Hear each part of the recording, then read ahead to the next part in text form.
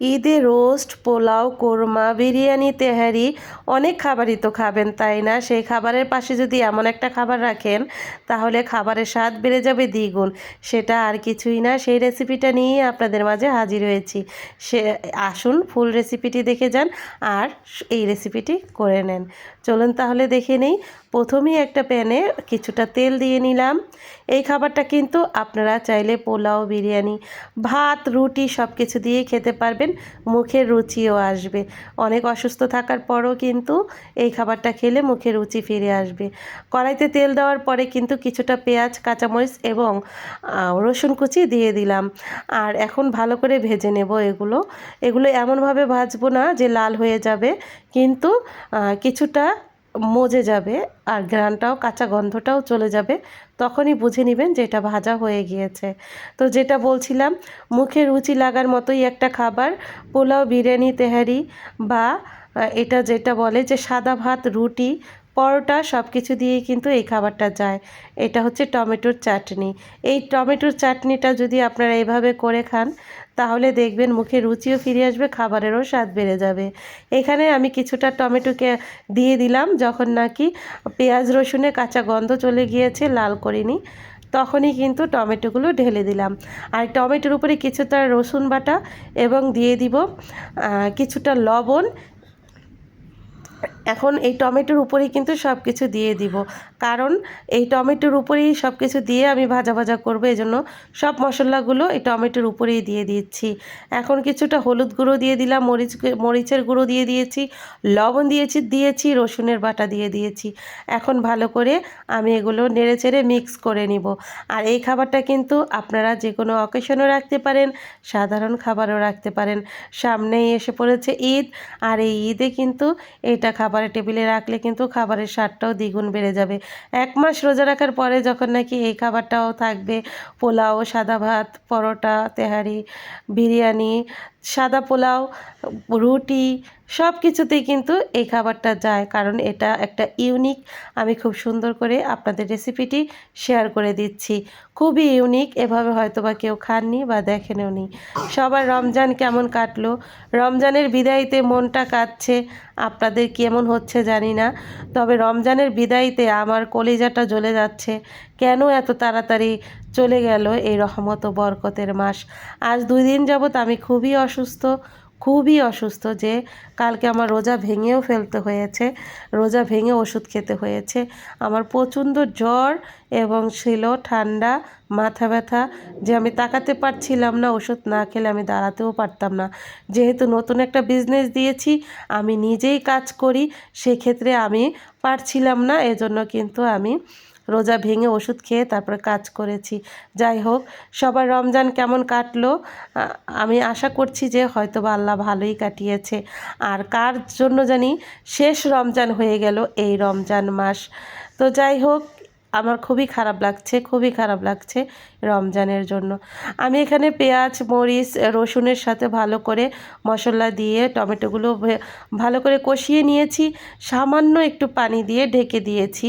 এরই মধ্যে কিন্তু আমার কারেন্টও চলে গিয়েছিল, তা আবার চলে এসেছে কারেন্ট একটু পরেই, তারপরে আবার রান্না শুরু করেছি। কারণ আমি যেহেতু ইলেকট্রিক চুলায় রান্না করি, সেজন্য কিন্তু কারেন্ট চলে গেলে আমার সমস্যাই হচ্ছিল, আমি অফ করে দিয়েছিলাম। এখন এই তো আমি ভালো করে নেড়েচেড়ে এগুলো গুতিয়ে টমেটোগুলো গলিয়ে নেব, যাতে টমেটোগুলো গলে যায়, টমেটোগুলো আস্তে আস্তে না থাকে। কার জন্য এই রমজান শেষ রমজান হয়ে গেল আল্লাহ মালিক ভালো জানেন। কার জন্য এই রমজানটা শেষ রমজান আল্লাহই ভালো জানেন। আল্লাহ, আপনি সবাইকে হেদায়েত দান করেন, সবার জীবনের গুনাহগুলো মাফ করে দেন। আর কিছু বলার নেই, আমি অনেক আবেগী হয়ে যাচ্ছি, সবাই ক্ষমা সুন্দর দৃষ্টিতে দেখবেন। টমেটোগুলো যখন নাকি এমন এমন গলে গলে যাবে, শুকনো শুকনো হয়ে আসবে, সেই পর্যায়ে কিন্তু আমি 2টা ডিম ফেটে দিয়ে দিব, ভেঙে 2টা ডিম এভাবে দিয়ে দিব। দিয়ে ডিমগুলো ভালো করে নেড়ে চেড়ে টমেটোর সাথে মিশিয়ে নিব।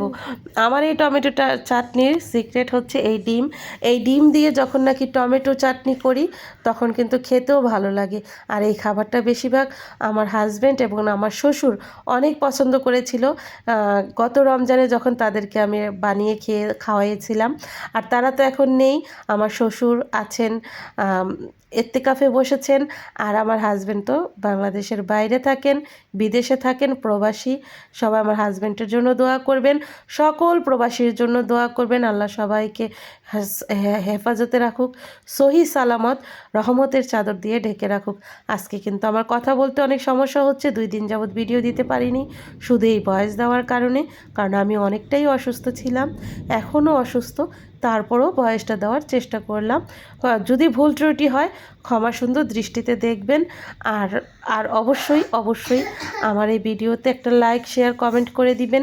এখন পর্যন্ত যারা যারা আমার ভিডিওতে লাইক দেননি অবশ্যই একটা লাইক দিয়ে দিবেন। আপনার একটা লাইক আমার এই চ্যানেলটি অনেক দূর এগিয়ে নিয়ে যেতে পারে। আর এখন দিয়ে দিলাম কিছুটা ফ্রোজেন ধনিয়া পাতা। আমি যেহেতু ফ্রোজেন সব কিছুই খাই, আপনারা যারা যারা আমার ভিডিও দেখেন তারা জানেন। আর এই ফ্রোজেন ধনিয়া পাতাটা এভাবে রাখলে কিন্তু সারা বছরই খাওয়া যায়। আমি কিভাবে সবজি ফ্রোজেন করে রাখি সেটার একটা ভিডিও কিন্তু আমি দিয়েছি, চাইলেই কিন্তু আপনারা দেখে আসতে পারেন আমি কিভাবে সবজিগুলো সারা বছরের জন্য ফ্রোজেন করে রাখি এবং একটু একটু করে খাই, সারা বছরই খেতে পারি। এই তো আমার এখানে টমেটো চাটনিটা ভালো করে ভাজা ভাজা করে নিলাম, নেড়ে চেড়ে নিচ্ছি।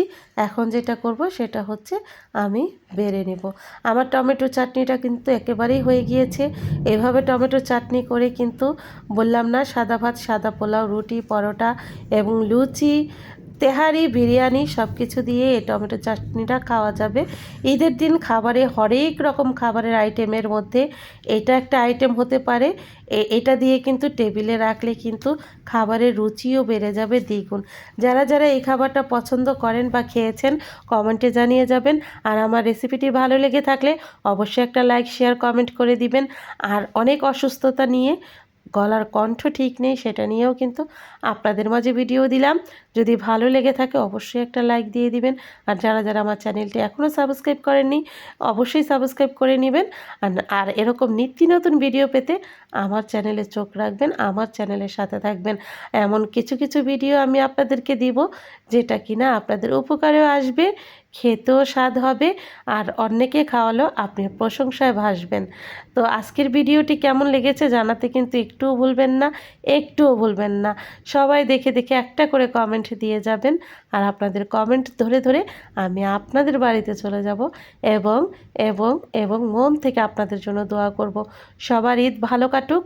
আগাম ঈদের শুভেচ্ছা জানিয়ে আজকের মতো বিদায় নিচ্ছি, তবে যাচ্ছি না, আবার আসব নতুন কোনো ভিডিও নিয়ে। আজকের মতো বিদায় নিচ্ছি। সবাইকে অগ্রিম ঈদ মোবারক। সবার ঈদ ভালো কাটুক, সহি সালামত সুস্থ কাটুক, সবাইকে আল্লাহ সহি সালামত ভালো রাখুক। আর আমাদের জন্য দোয়া করবেন, আমার জন্য একটু দোয়া করবেন, আল্লাহ যাতে আমাকে সুস্থতা দান করে। আজকের মতো বিদায় নিচ্ছি। আল্লাহ হাফিজ, আসসালামু আলাইকুম।